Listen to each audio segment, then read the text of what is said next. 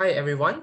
So in this video, I will walk you through the scope of studies for the chapter 6, the last chapter for your IGCSE economics syllabus. So in this chapter 6, it is also one of your macroeconomic topics where it focuses more on the international trade.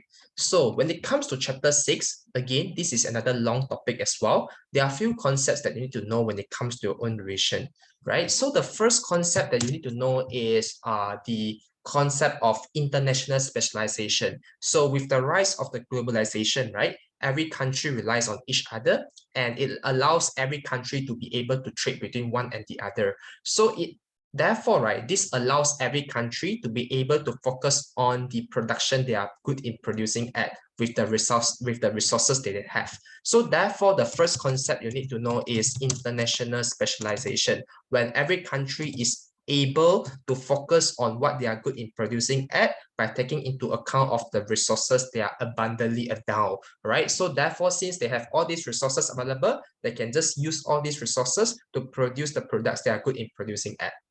So therefore, this leads to international specialization. Okay, so under the concept of international specialization, right, the thing that you need to know would be on the advantages and disadvantages, just more on the theoretical sides. All right, so for the first thing is international specialization. So moving on to the next concept that you need to know is about everything under international trade. Now, let me make it simpler for you. So under the second component that you need to know about international trade, there are a few parts that you need to focus on. Okay, so let's make things simple. So first of all, right, when we talk about international trade, the first part over here that you need to focus on when it comes to your own revision would be the concept of multinational companies, MNC, right? So MNCs also means multinational companies. Now, in this case, what are the things you need to know would be this.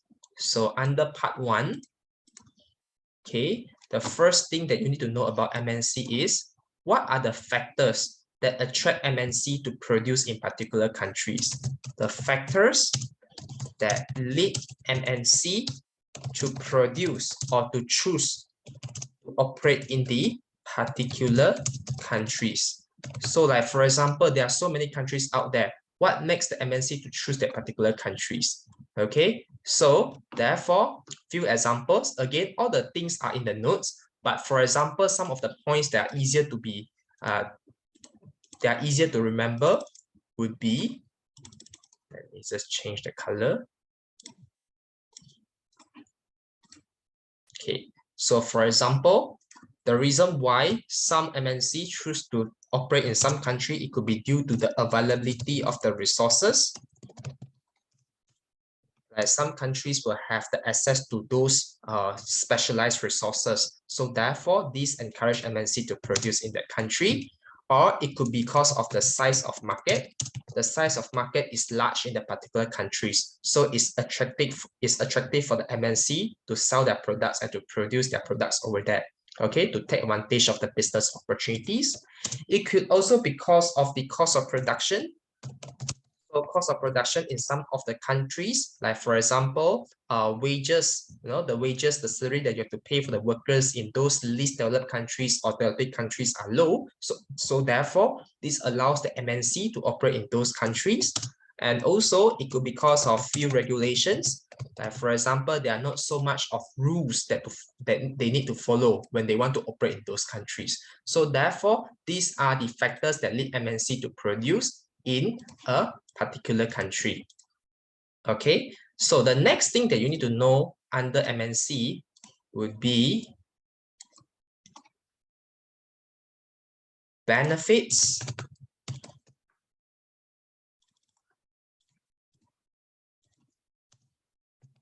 and costs. That means pros and cons of MNC to host countries. Now, remember these terms, host countries. Okay, let me explain to you what is host countries here. Now, let's look into an example. For example, let's say this MNC, this company itself, starts, the origin of this MNC is, let's say, in United States. Okay, so this MNC would like to find another country to operate in. So let's say this MNC would like to operate a branch, operate another factory in another country. Let's say in Malaysia, for instance. Okay, so the origin of this MNC, the origin of the MNC is in United States, and this MNC would like to operate a branch in Malaysia. So this Malaysia allows the MNC to come in. We call it as host countries. The country that allows the MNC to come over in to operate. So we call it as host countries. Now, whereas when we refer to the origin of the MNC, the origin country of the multinational companies, we call it as home country. So don't get confused between these two terms. Okay. One is home and one is host. So host is the one that allows the MNC to come in to operate their productions and to open their branch. Okay, so that's what we call as host countries. So when you look into notes, there's a part called benefits and costs of MNC to the host countries. So I want you to focus that when you revise for your multinational companies parts. Okay, so that's all you need to focus on for part 1. All right, and then moving on to the part 2.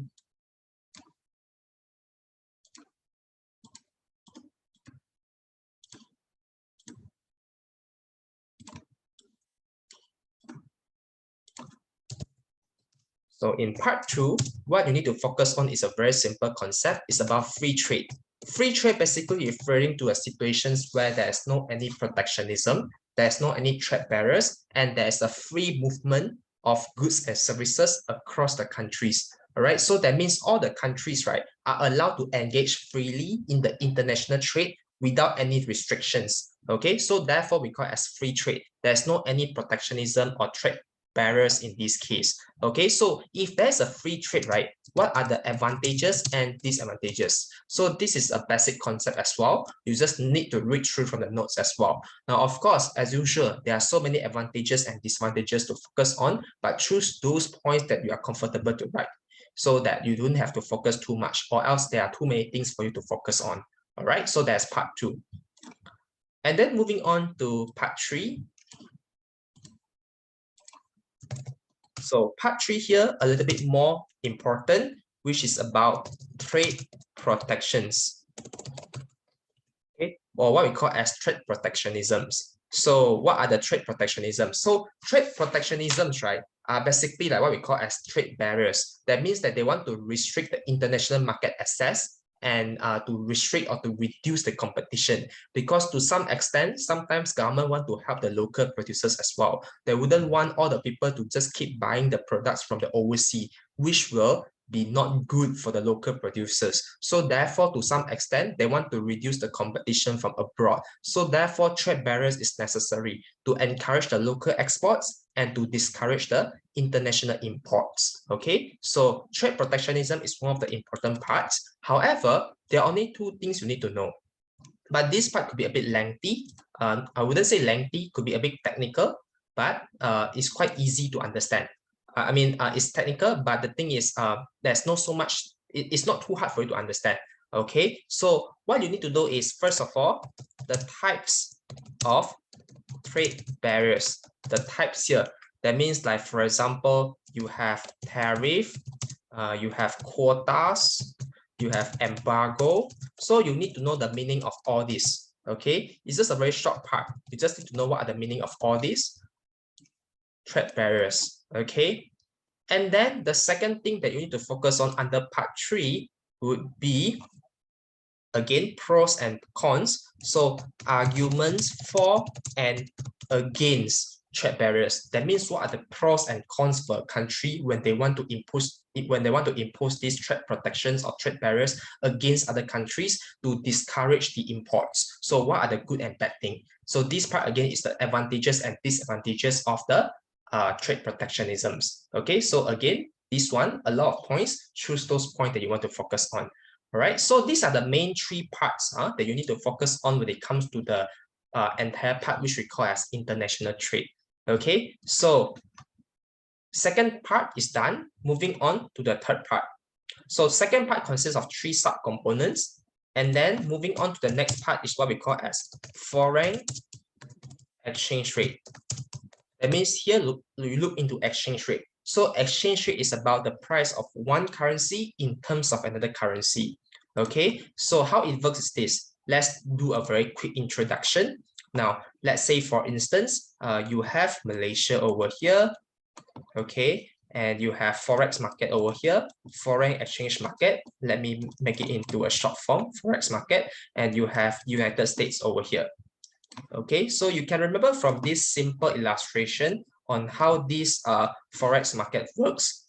So for example, let's say now Malaysians in the country of Malaysia would like to buy some products from United States. So what happened is they want to import the goods and services from the US. So Malaysians have to supply Ringgit Malaysia MYR.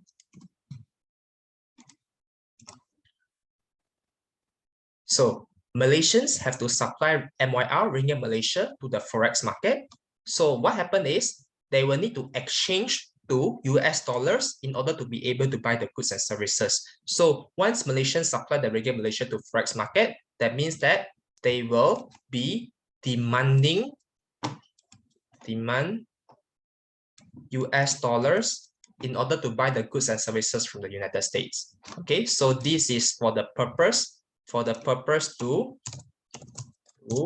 purchase imports. M stands for imports from United States. Vice versa, if today United States would like to purchase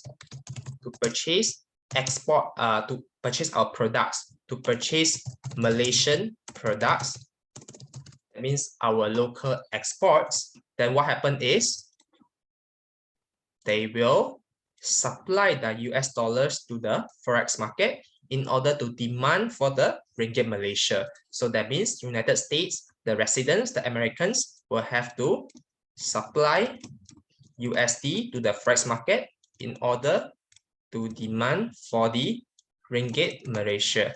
Okay, that's how the forex market works. Okay, so therefore you can see there's demand and supply of the foreign currency in this context. Okay, so let me clear this up. So under the part of the foreign exchange rate, there are also three subcomponents that you need to focus on. So the first one is the theory part as well.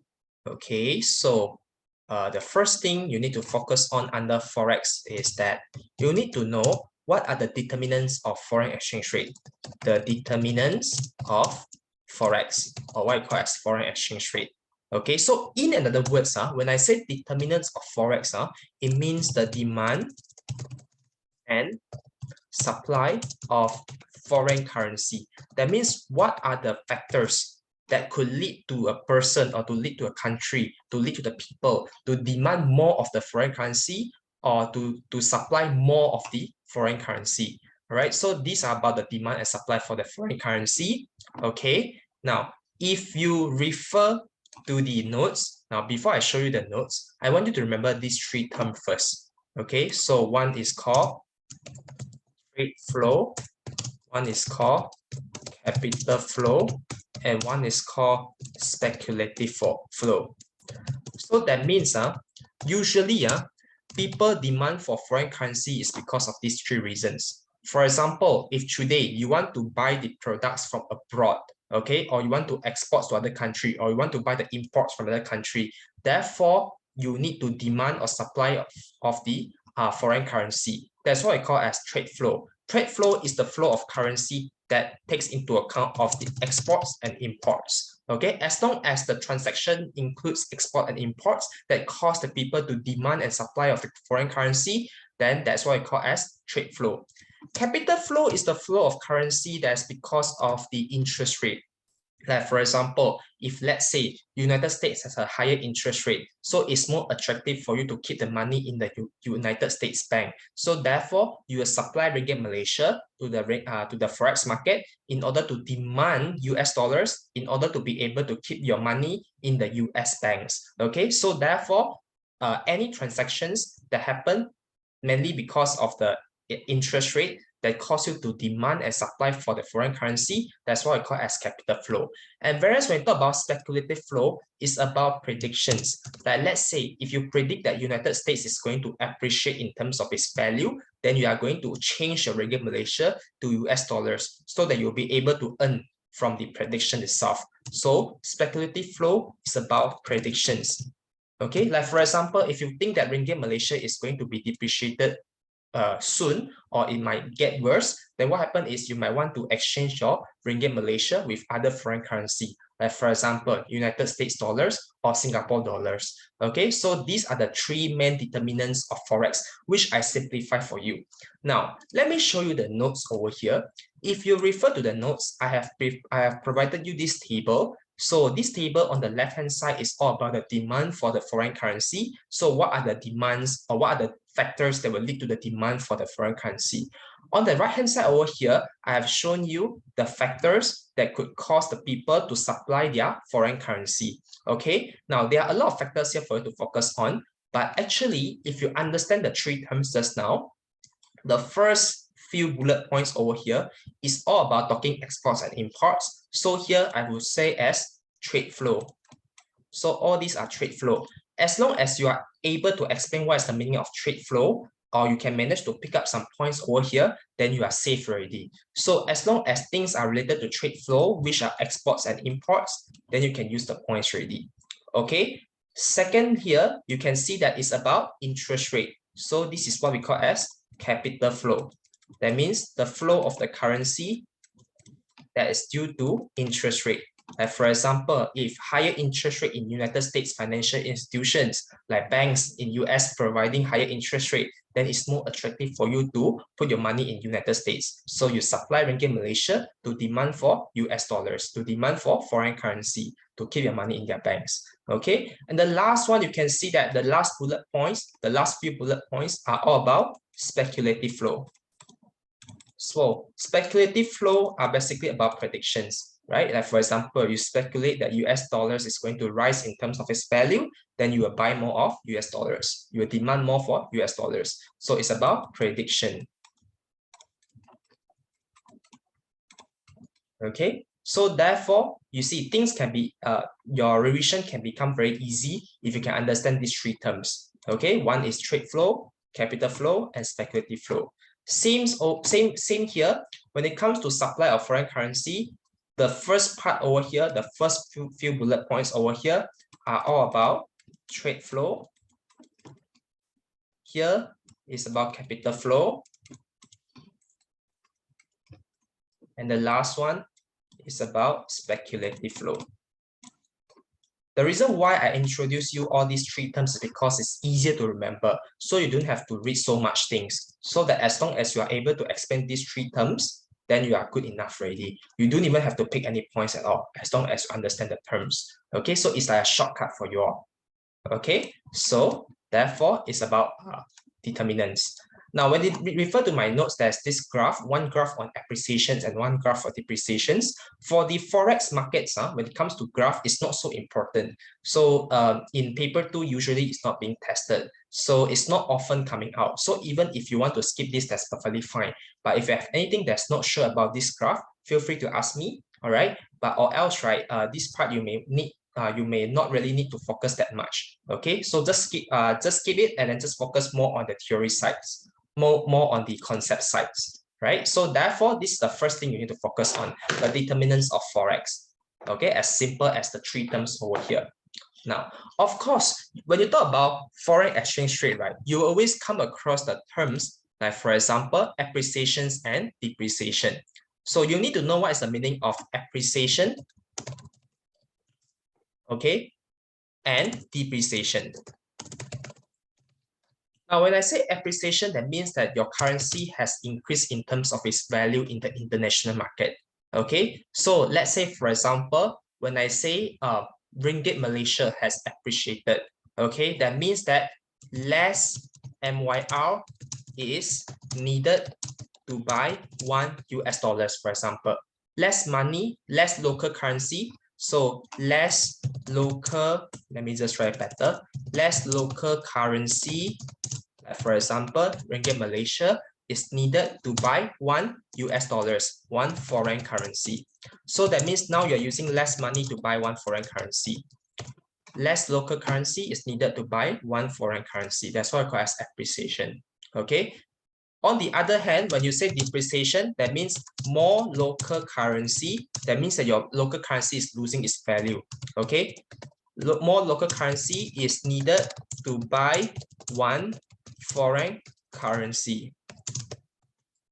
Okay, so that means that this one, your local currency is losing of its international value, and appreciation, that means that your local currency has some gains in terms of its international values. All right, so you need to know the terms over here so that it can help you to interpret your answers better when it comes to writing. Okay, now sometimes you may come across this word revaluation.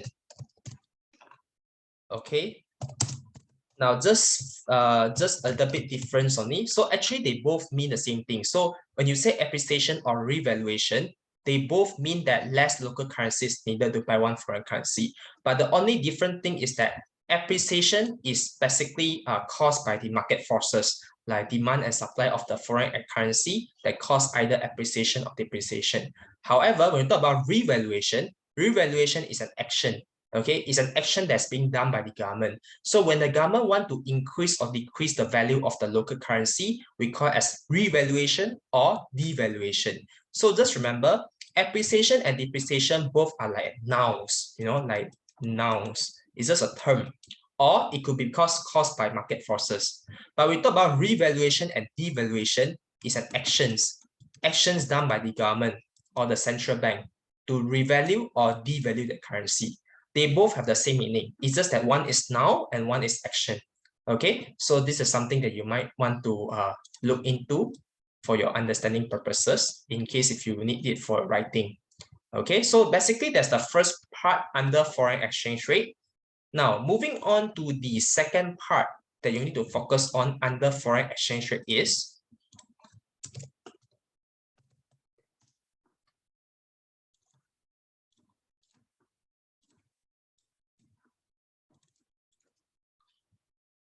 consequences of appreciation and depreciation of currency.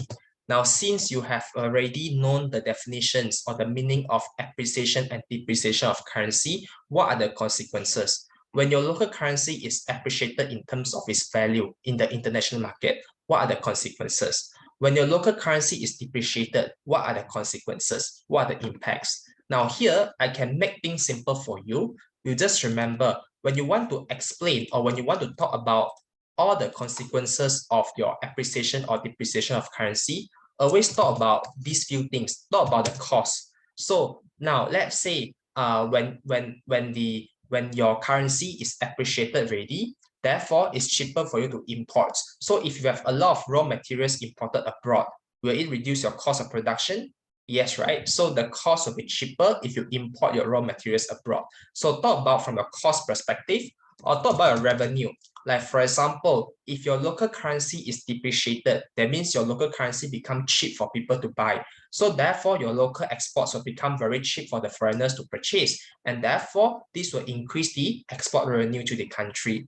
Okay, talk about the competitiveness of the country's product. Like for example, same example that I mentioned just now, when your currency is depreciated already, getting cheaper for the foreigners to buy and more attractive for the foreigners to buy your local exports, that means that your local exports are cheaper as compared to the goods and services from other countries. Therefore, it give your local products a competitiveness advantage as compared to others. All right, so these are the three perspectives that you can talk about when it comes to the consequences of the appreciation and depreciation of the currency. All right, so that's all for the second part. And coming to the last part, because in this foreign exchange rate, there are three sub parts as well. So in the third part that you need to focus on is just to know the difference between floating exchange rate and fixed exchange rate system.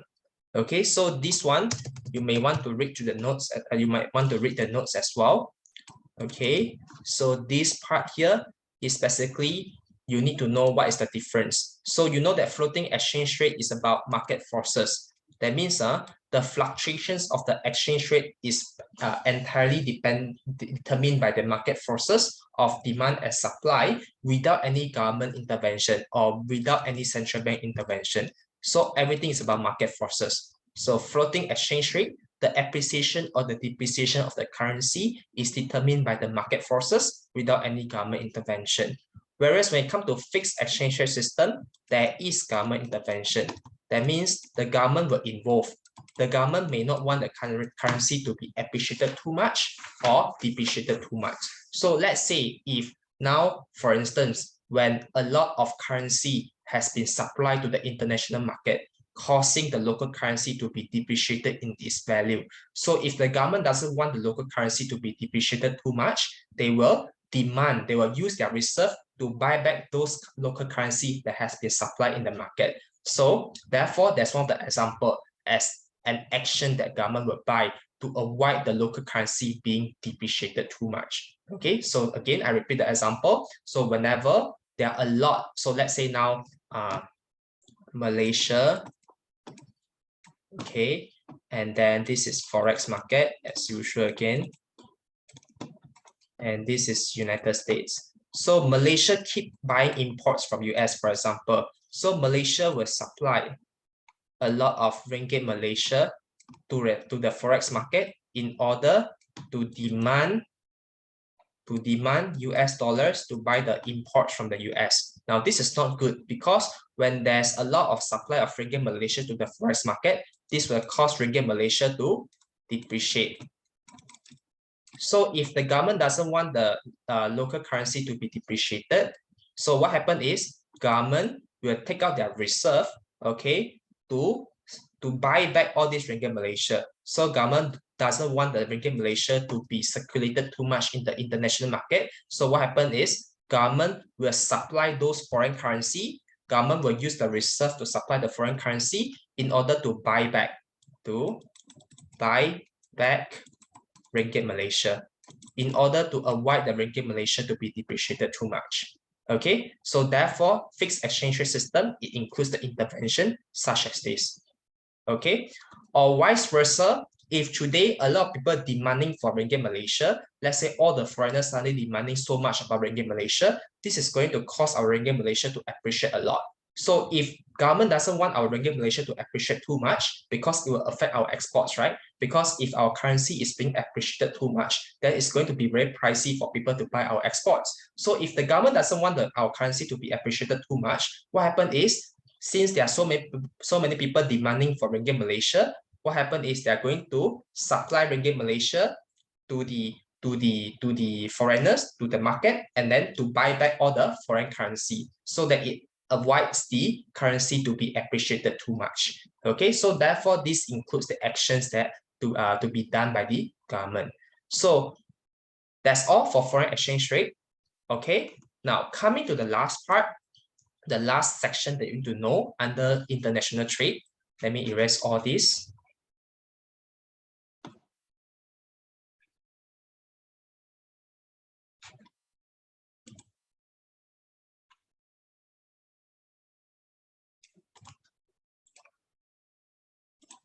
Okay, now coming to the last section that you need to study for your chapter 6 will be what we call as the balance of payments. Okay, balance of payment basically is about the records of all the transactions between one country and the rest of the countries over a year. Okay, so under balance of payment, right, there are actually 3 accounts. It's called current account, capital account, and financial account. However, as far as your syllabus is concerned, right, you only learn the first one. You did not learn capital account and financial account. Okay, so as far as the syllabus is concerned, when you study, right, you only have current account to focus on. Okay, so you don't have capital account and financial account. So only one thing. Okay, so when I say current account, okay, so when I say current account, few terms you need to know.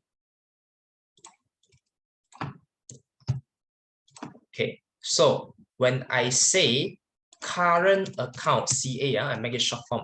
When I say current account surplus, okay, that means that there is more money coming in, more money inflow as compared to money outflow, right? Now, vice versa, when I say current account deficit, that means the country is supplying too much of their money to the international market, more money outflow as compared to money inflow. Okay, now when I say current account, there are four components, right? There are four components under current account. So you must know what are the four components. The first one is what I call as trade in goods. Trade in goods. So trade in goods only looks into tangible items. So we only look into the exports of tangible items and the imports of tangible items, physical goods. So trade in goods look into the exports and imports. So we use the exports of goods minus the imports of goods. That's what we call as trade in goods here. Second, we have trade in services. Trade in services, we look into the exports of the services minus the import of the services, those intangible items. Okay. Now the third one is we have primary income. Primary income look into the rewards of the factors of production, like let's say the wages that you earn, regardless of where you are. You could be in Singapore, you could be in Australia, you could be in United States. So as long as you belong to the residents of Malaysia, so the money that you earn are part of the primary income. Okay, so we look into the rewards for the factors of production like rent, wages, profits, dividends, okay, or the capital or the interest that you earn. Okay, so primary income look into the rewards for the factors of production in the country, such as rent, wages, interest, profit, dividends. When you invest in another country, when you invest those companies abroad and you earn the dividends, so that's also part under your primary income. Okay, so these are the example of primary income. Okay, and the last one, the last component is secondary income. So secondary income is basically about the transfer of money for between residents. Like for example, so this one is what we call as transfer of money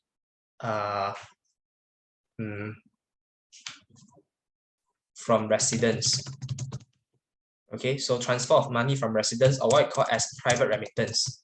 Private remittance. Now, what it means, like for example, let's say now you work in the United Kingdom, you work in UK, and you want to send your money back home for your family, for your parents. So therefore, that includes the transfer of money over here. You transfer money from UK to Malaysia. Okay, so therefore, that's part under secondary income.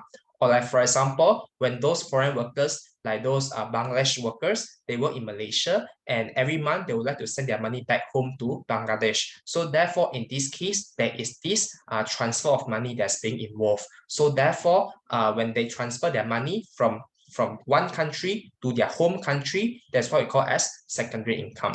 So these are the four components of the balance of the current account. Okay, now when you look into trade in goods and trade in services, right? These two, the first two components can be added up together and we call as balance of trade. See properly the terms. So just now I say balance of payment looks into the three accounts: current account, capital account, and financial account. But for your syllabus, you only focus on current account. Here, when I say balance of trade, you only look into trade in goods and trade in services. So balance of trade is the combination of trade in goods and trade in services in terms of figures, right? You need to know this because they may ask you to calculate in your MCQs, yeah? And also sometimes in essay questions or in your session B structured questions, sometimes they may ask you to analyze or discuss something about balance of trade or balance of payment. Depends on which one they ask. Okay, now when you talk about balance of trade, there are also a few terms that you need to focus on. When I say trade surplus, that means my exports, or what you call as my money inflow, is way more than imports. money outflow. Because when you buy imports, there will be outflow of money from your country to the other countries. Okay, vice versa. Today, when I say trade deficit, that means that my imports, or what we call as my money outflow, is way larger than your exports. You spend too much on the imports. Okay, so these two terms you need to know. What is the meaning of trade surplus and what is the meaning of trade deficit? And do not get confused between the word trade surplus and current account surplus. Okay, because when you say trade surplus, that means you only look into the trade in goods and trade in services only. So therefore, I want you to remember, let me just highlight it for you. When you look into trade surplus or trade deficit, the word start from trade. That means you only look into balance of trade. That only looks into trade in goods and trade in services. Okay. However, on the other hand, when you talk about current account surplus or current account deficit, when it starts from current account, CA, that means you look into all these four components. Okay. So that means when you say current account surplus, that means you look into all these four components over here that cause your country to have surplus, which is money inflow more than money outflow. Okay. Now, so make sure you know the terms here, because as usual, in your section B, they might use the terms differently. So therefore, if they talk about current account surplus or current account deficits, the things they can write is a little bit more because you look into all those four components. But when you talk about trade surplus or trade deficits, the things that you can write is a bit limited because you only look into trade in goods and trade in services. Now, one more thing, when it comes to MCQ, one of the hot MCQ questions about balance of payment is this. Okay, so I'm going to talk about this. So when you refer to a situation where there is money outflow, okay, when you say money outflow, that means you spend money abroad. What it means that means you buy imports, right?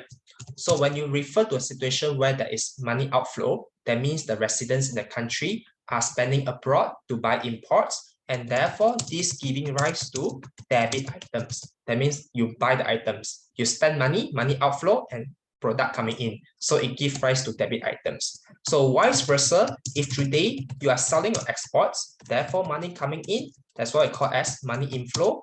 When we sell the exports, and that means our product is going up. So this giving rise to credit items. Now, why do I show you this? Because in MCQ, they will love to ask this particular question, which is today, if they say you spend money abroad to buy imports, okay, you buy imports, you spend money abroad. So will it give rise to debit items or credit items? So students usually confuse it. They thought that money outflow, spending money, that means it gives rise to credit items. Wrong, yeah, because here we look from the perspective of the products. So when you spend money for imports, the products coming in from other country, it gives rise to debit items. Vice versa, if it's exports, it gives rise to credit items. Okay, and one last part that sums up everything for your chapter 6 would be, you need to know about the policies. So in the event, if let's say now, you know that the country is having trade deficits, okay? Now, trade deficit means that your country is importing too much of money outflow as compared to money inflow. Okay, what are the consequences and policies to solve? This one is again in your notes as well. You might want to pay some attention to this, or you may want to read your textbook if you want to, because this part itself, I would say, is quite important. And vice versa, if today your country is experiencing trade surplus, that means you are exporting a lot but importing less. Well, of course, there are good and bad things about deficit and surplus. You shouldn't think that, oh, now they are exporting a lot, it should be a good thing for the country. It's not always the case, because when you are exporting a lot, when you're selling a lot of exports to the country, that also means that you're importing less. So in terms of the goods and services, and the variety of choices could be limited, and you might not be able to access to a lot of good and better raw materials abroad. So therefore, when exporting too much but less imports, is not always the good case. Okay, so therefore here, as usual, you also need to know the consequences and the policies to solve. Okay, so therefore, basically this sums up the thing that you need to know. So again, under balance of payment, these two things are important as well, which you may really want to pay some attention to this. Okay, so these are the 4 parts that you need to focus on when it comes to the chapter 6, and these are the scope of studies. And thank you for your attention. Hope it helps. All right. If you have anything, feel free to let me know.